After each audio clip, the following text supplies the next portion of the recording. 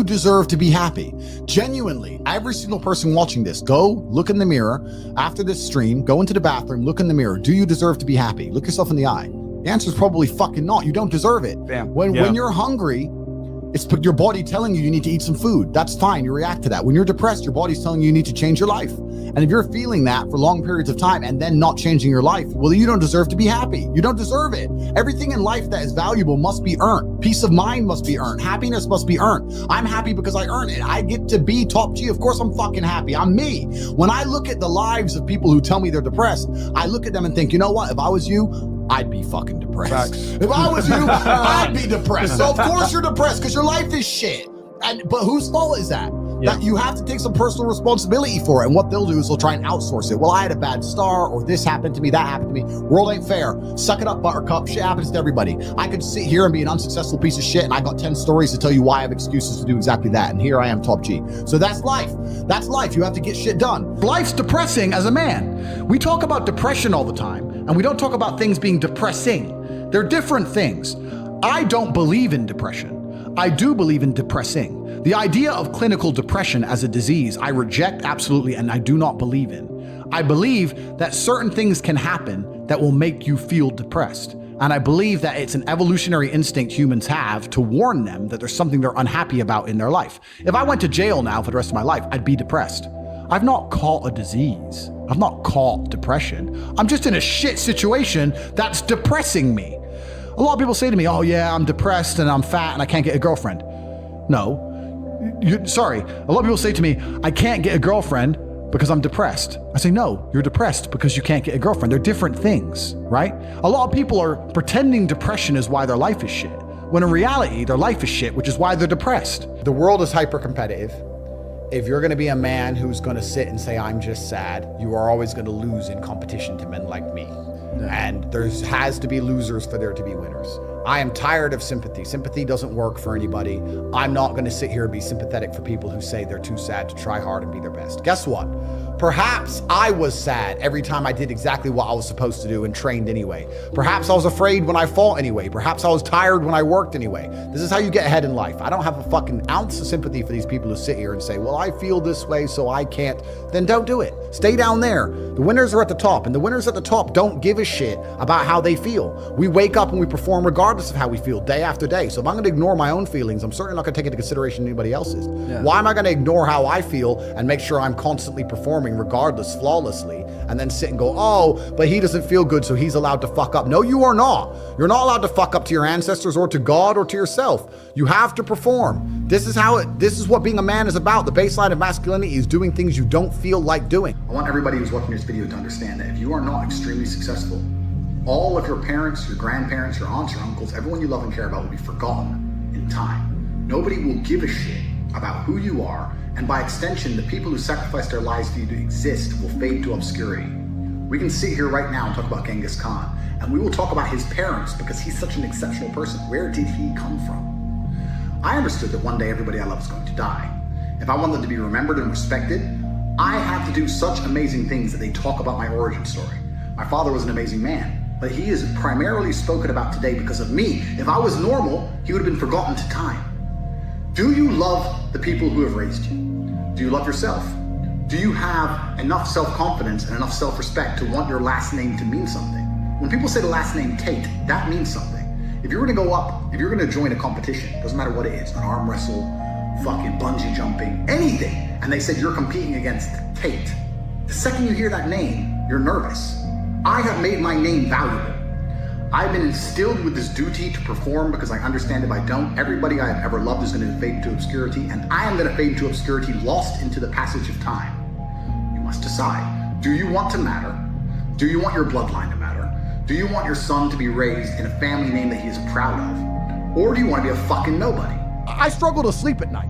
Like literally what's happening is fucking crazy. And I'm struggling to sleep. And I'm an individual with $50 million who can hide and disappear. If I was Joe Schmo, I'd be scared. You're out here, they're lying to you about the inflation rate. You're not getting a pay rise. Like what? Where's your panic? Yeah. People are not panicking. They lack perspicacity. Ooh, they're not paying attention to anything. Google perspicacity. It's the ability to be perceptive. Oh. and they're not paying attention to anything, and they're just sitting there waiting for the fucking steamroller. You think in 10 years from now things are gonna be better? Like, what's out of you out of your fucking mind? You need to prepare for this. And the whole idea of prepping in the old traditional sense of buying a bunch of food and hiding in the forest and the cabin in the woods, that ain't gonna work either. You need a global network, you need a secret society, you need places you can hide, you need money, and you need the ability to bounce. That's what you need. You have to love the chaos. You have to love the war. You have to love the idea of all the constant problems that you have to fix. You have to love being the center of a mini universe you have created and it's going to implode under its own gravity if you're not there doing constant Aikido.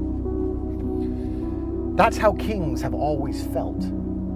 Do you think Alexander the Great didn't feel that? You think Julius Caesar didn't feel that? You think Genghis Khan didn't feel that when he's getting all these reports from thousands of miles away that his borders are being attacked by this unknown group of bandits and he's at constant war in 7 different directions and his wife's probably complaining at the same time and his favorite horse just died and he's walking around doing Mongolian Aikido? Of course he was. That's all anyone who's been important has ever done. I got asked this the most when I was fighting. I'd beat somebody up in sparring and they'd say to me, man, why do you keep beating me? Because I work harder than you and I'm better than you. Yeah, but what should I do different? There's nothing I can say to you that's gonna stop me beating you. If I could just say a few words and you listen to them and then I couldn't beat you up anymore, then training would be pointless, working would be pointless. The world doesn't work that way.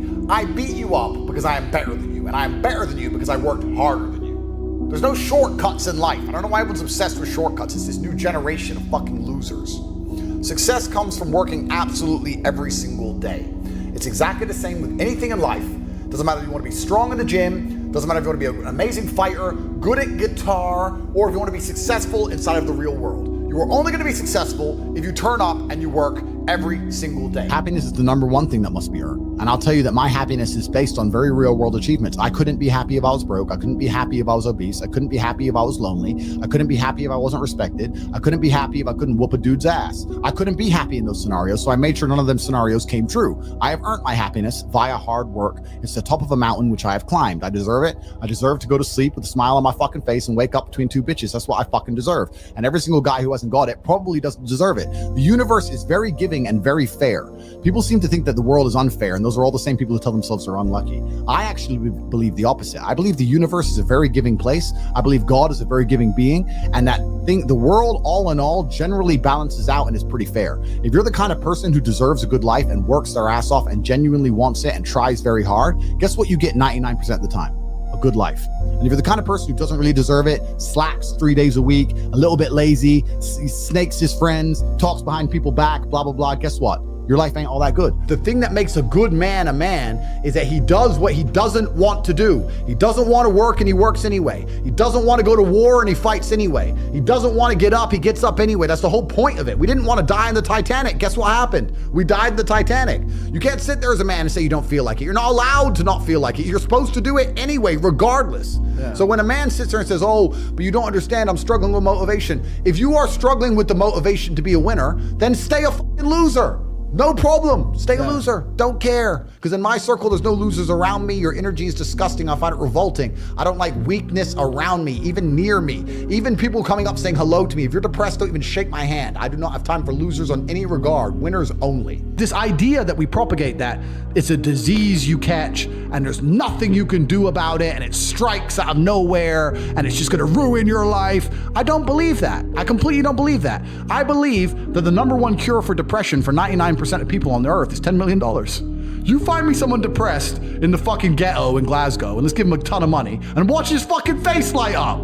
Bollocks if you got a disease, my friend. You haven't got a disease, you're unhappy with your surroundings. And the reason men kill themselves is because for the majority of men, life is depressing. Day goes by day, you're getting older, your woman won't fuck you, you're too old to get another one, there's no milk in the fridge, fuck it.